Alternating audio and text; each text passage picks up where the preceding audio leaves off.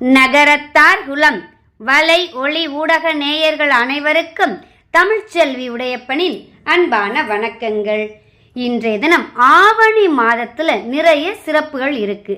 அந்த சிறப்புகளை நாம முக்கியமா கொண்டாடக்கூடிய விசேஷங்கள் என்னென்ன அப்படின்னு நாம தெரிஞ்சுக்க போறோம். இந்த ஆவணி மாதத்தை மங்களகரமான மாதம் அப்படின்னு சொல்லுவாங்க.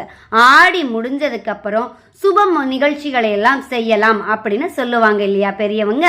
இந்த ஆவணி மாதத்துல சூரியன் சிம்ம ராசியில் ஆட்சி செய்கிறார். அதனால இதை சிம்ம மாதம் அப்படின்னு சொல்லுவாங்க. மாதங்களோட அரசன் அப்படின்னு கூட சொல்லுவாங்க. இந்த மாதத்துல தான் விநாயக பெருமானுடைய சதுர்த்தியும் கிருஷ்ண ஜெயந்தியும் ரொம்ப விமர்சையா எல்லாரும் கொண்டாடுவோம்.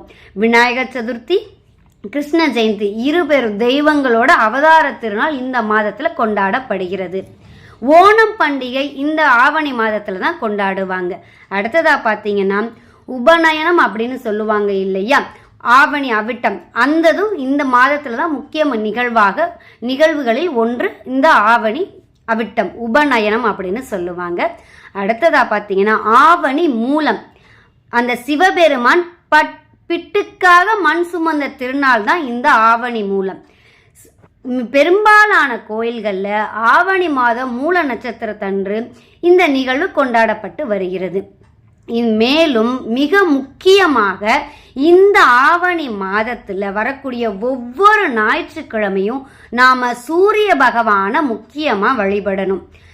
அந்த சூரிய பகவான நம்ம காலையில 6 மணிலேருந்து 7 மணி வரைக்கும் சூரிய ஓரை அப்படின்னு சொல்லுவாங்க. அந்த ஆவணி மாசம் வரைக்கும் ஞாயிற்றுக்கிழமை அந்த நேரத்துல அந்த சூரிய பகவானை நாம வழிபடும் போது அவருடைய பரிபூரணமான அருளும் நமக்கு கிடைக்கும்.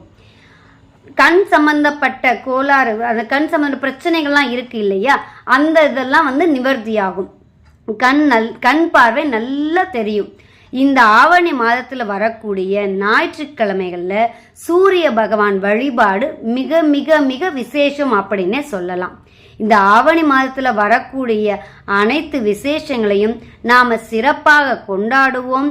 அந்த இறைவன் அருள் பெற்று அனைவரும் இன்பமுடன் வாழ்ந்திடுவோம். நன்றி, வணக்கம்.